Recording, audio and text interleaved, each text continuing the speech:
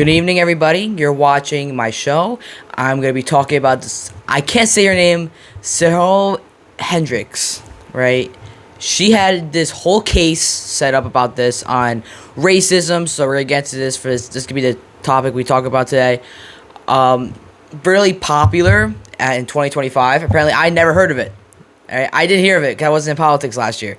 But we're learning about this. I learned about this, and now the one case she got charged for, and the other one got dropped.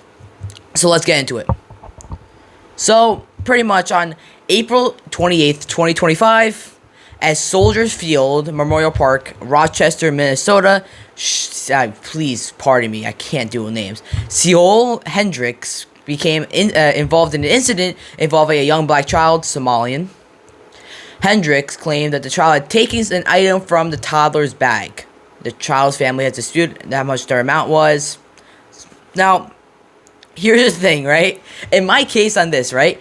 This shouldn't go. Right, so let me just actually continue with this. She said a racial slur.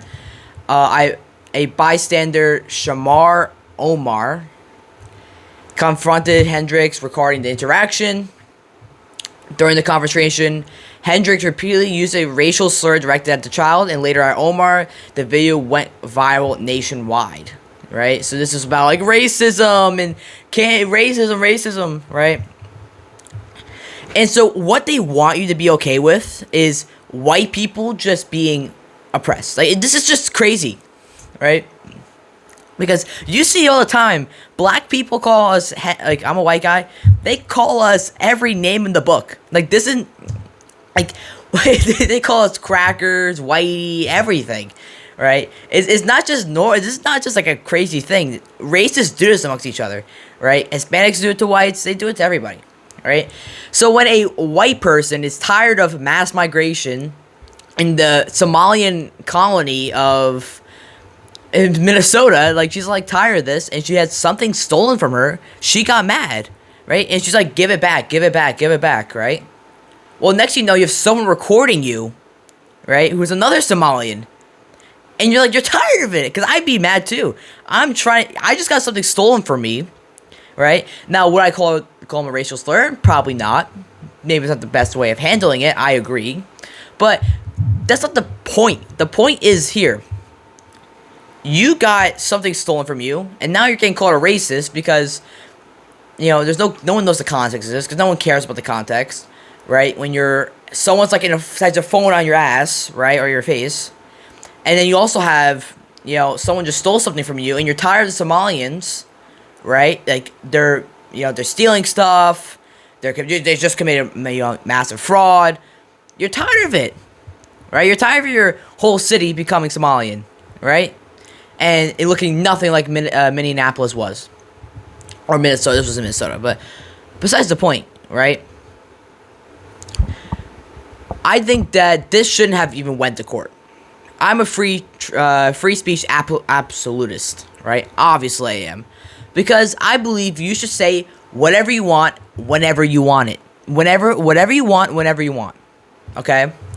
I don't care what it is. I don't care if it's racism, bigotry, homophobia, hatred against white people. Like, if Kylie Brewer, right, for example, who's like, I think she hates white people. She's Jewish. She hates white people. I think she should have a platform.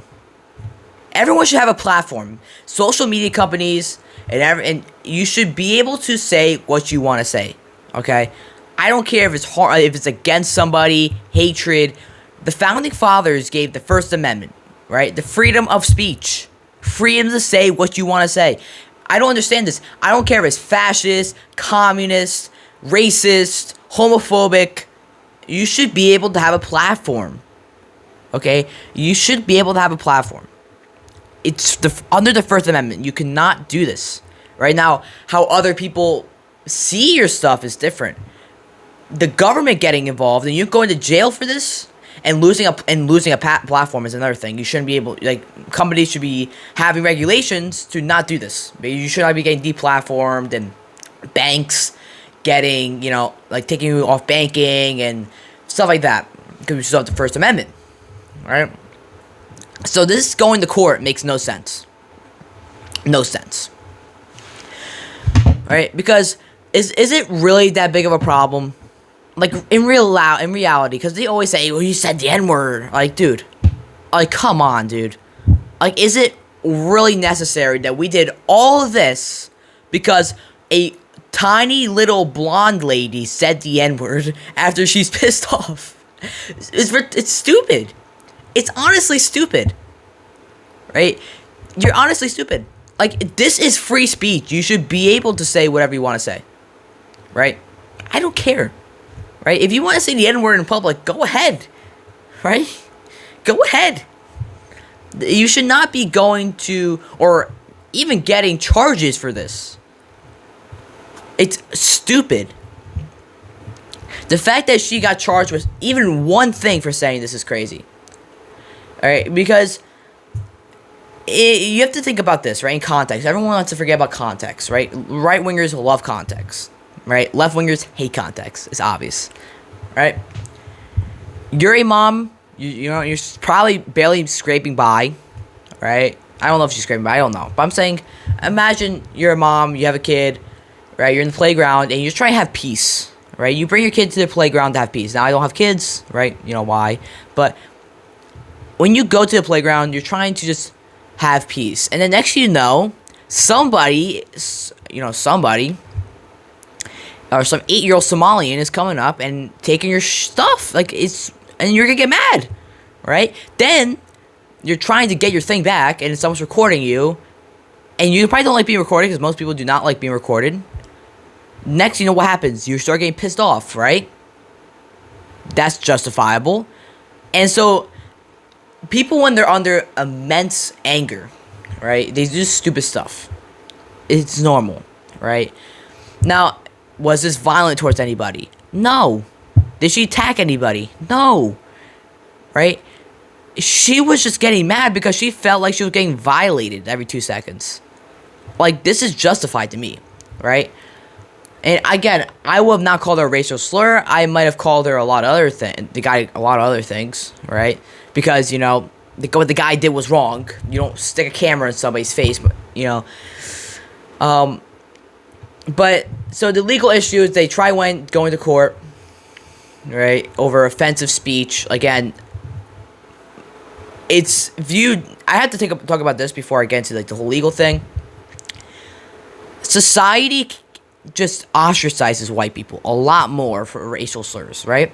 A cracker is a racial slur, but you see black people calling white people crackers all the time.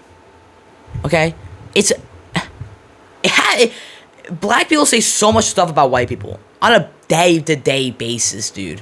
Like, on a day-to-day basis. If you're a black supremacist compared to a white supremacist, you're seeing completely different in society. The black supremacist will not be socially ostracized. And he will not lose his job. And he will not lose banks. And he will not lose this and that. Then you have the white supremacist who will lose his whole life. Right? And now you're probably thinking I'm implying Nick. Nick is not a white supremacist. Besides the point. Like, it's viewed differently. And this is what I'm trying to say. She just got mad, and you have the freedom of speech. You have freedom of speech to say anything you want. It's First Amendment. And the fact that the leftists are coming after her is crazy. Alright, so let's get into the legal thing. They had a hard time trying to trial her for anything because it's protected under the First Amendment. The defense argued that it's offensive speech is protected under the First Amendment, and racist language alone is protected under the First Amendment. So, and they tried, the prosecution tried using, this is their best argument here, because I'm looking at it, the language could qualify as fighting words. I mean, come on, dude.